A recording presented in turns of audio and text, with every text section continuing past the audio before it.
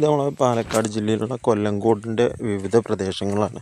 അവിടെ 2-3 ഭാഗങ്ങളായിട്ട്, ഒന്ന് കുടിലിടം, അതുപോലെ തന്നെ താമരപ്പാടം, പിന്നൊരു ചെല്ലഞ്ചേട്ടൻ്റെ ചായക്കട, അങ്ങനെ ഒരു 2-3 ഭാഗങ്ങളായിട്ടുള്ള സ്ഥലങ്ങളുണ്ട്.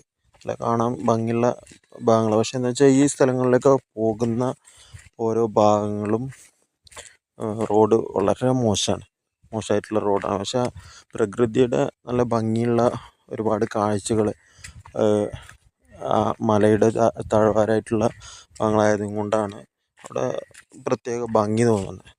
അപ്പോൾ ആ ഭാഗത്തു കൂടെ ഒരു യാത്ര നടത്തിയതിൻ്റെ ചെറിയൊരു വീഡിയോ ആണിത്.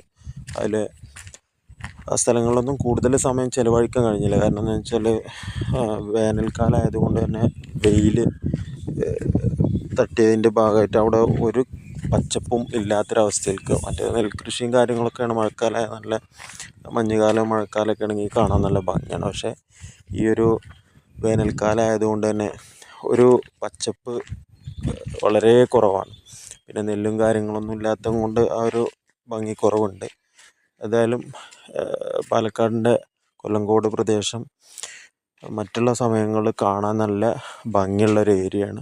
അതുകൊണ്ട് തന്നെ ആ ഒരു ഭാഗത്ത് വേനൽക്കാലം കഴിഞ്ഞ് മഞ്ഞുകാലത്തോ അല്ലെങ്കിൽ വർഷക്കാലത്തൊക്കെ ചെല്ലുകയാണെങ്കിൽ കാണാൻ സമയം ചിലവഴിക്കാൻ പറ്റിയൊരു ഏരിയയാണ്.